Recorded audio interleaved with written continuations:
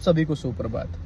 आइए बात करते हैं अहमदाबाद क्रेस्ट पे, जो कि सर्टेन थिंग थी, बट कहीं ना कहीं एक ये लापरवाही का रिजल्ट कह सकते हैं इसे। लगभग 4 दिन हो गए आज क्रेस्ट को, और 4 दिनों के बाद अभी भी एयर इंडिया ने प्रॉपर तरीके से रिस्पॉन्सिबिलिटी नहीं थी कि ये हमारा इंजीनियरिंग फेल्योर था। कुछ ट्रैवलर्स जो कि दिल्ली से बैठे हुए थे अहमदाबाद के लिए, उन्होंने कहा कि नहीं, एसी तो काम नहीं कर रहा था, कभी रह रहे के रिमोट काम नहीं कर रहा है, कुछ नहीं कर रहा है। कुछ लोग तो एयर इंडिया को अब रोडवेज से भी कंपेयर कर रहे हैं। बट मुझे एक बात नहीं समझ में आ रही थी।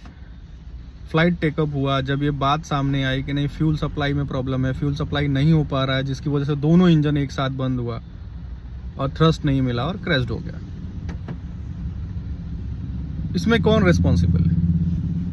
कहीं ना कहीं इनडायरेक्टली या directly air India engineering crew responsible है, जिनकी रिस्पॉन्सिबिलिटी है कि वो रीवेरीफाई करे प्लेन का अगर ले ओवर है अहमदाबाद से, अगर वहाँ प्लेन रुकेगी, अहमदाबाद के जितने भी यात्री होंगे वहाँ वो उतरेंगे, उसके बाद उसका रीवेरीफाई किया जाएगा, फ्यूल अप किया जाएगा, फिर उसके बाद वहाँ से टेक ऑफ होगा। कहीं ना कहीं एक ये छोटी सी लापरवाही आज 241 लोगों की जान का, मौत का कारण बनी।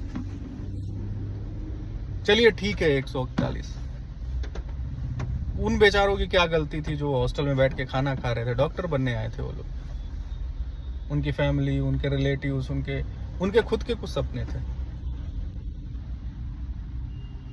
सब अधूरे रह गए। हमारे यहाँ कहते हैं कि अगर कुत्ता भी खाए ना तो उसको मारना नहीं चाहिए। वो बेचारे तो बेकसूर चले गए ना। राजस्थान का एक डॉक्टर जो कि अपनी फैमिली को लेकर लंदन शिफ्ट होना चाह रहा था, बेचारा,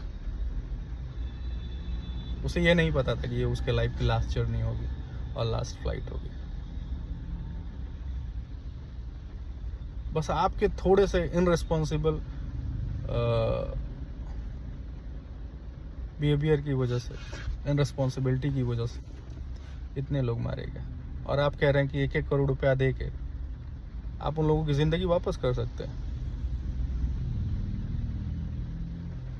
नहीं कर सकते। जो ब्रिटिशर हो गए, जो कैनेडियन था, वो डॉक्टर था, वो आपके 1 करोड़ से उनकी लाइफ वापस आ जाएगी? नहीं आ पाएगी। कहीं ना कहीं ये फेल्योर था इंजीनियरिंग क्रू का, और ये बहुत बड़ी घटना है। आज तक हर साल केदारनाथ में हेलीकॉप्टर क्रैश होता है, ये होता है। क्यों होता है? क्यों इतना फेल्योर हो रहा है? क्या हेलीकॉप्टर घाटी में नहीं उड़ते हैं, पहाड़ों में भी उड़ते हैं, पर वहीं इतना क्यों क्रैश होता है? या हमारे यहाँ इतना क्यों होता है कि हर जगह कुछ ना कुछ घुसपैठिए बैठे हुए हैं जो कि अपनी इररिस्पॉन्सिबिलिटी की वजह से लोग मर रहे हैं। उनको कोई फर्क नहीं पड़ता, उनको तो बस ये है कि चलता है। चलता नहीं है भाई। किसी की फैमिली खत्म हो गई, किसी की बेटी खत्म हो गई, किसी का बाप, किसी का भाई, किसी का कुछ। आप 1 करोड़ रुपए देके पल्ला झाड़ रहे हैं, और वो आप क्या देंगे? वो तो जब ट्रैवलर आपकी फ्लाइट में बैठता है तो वो इंश्योर होके बैठता है, वो भी आपको नहीं देना है।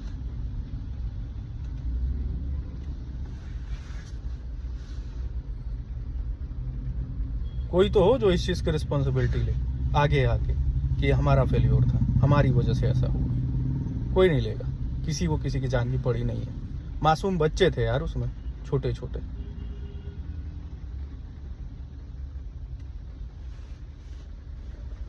ये एक बहुत बड़ी हृदय विदारक घटना है, इसे हृदय को झकझोर देती है, रूह कांप उठती है।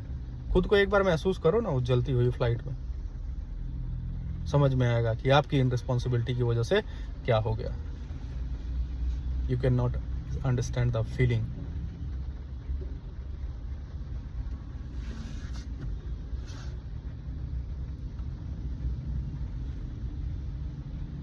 इस पे इंडियन गवर्नमेंट को भी बड़ा एक्शन लेना चाहिए, एयर एविएशन अथॉरिटी को, कि ये कैसे हो गया।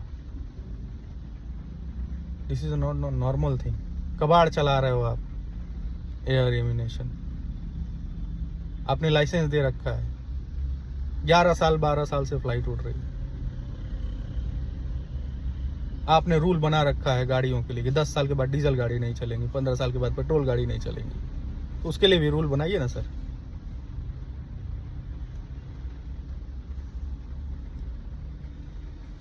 यहाँ तो है पोल्यूशन है, 3 महीने बाद पोल्यूशन एक्सपायर हुआ, आप गाड़ी सीज कर देंगे, उसके लिए भी कुछ करिए ना। हिंदू मुस्लिम, इससे ही आपकी राजनीति की रोटी तो सीखी जा रही है। आपको क्या फर्क पड़ता है, लोग मरते हैं मरने दीजिए, आपको थोड़ी उससे फर्क पड़ता है, आपको अपने वोट बैंक से फर्क पड़ता है। हो सकता है कि मैं ये वीडियो पोस्ट करूं, उसके बाद आप मेरे खिलाफ केस कर दें और जेल जाना पड़े, हो सकता है, पर मैं बोलूंगा।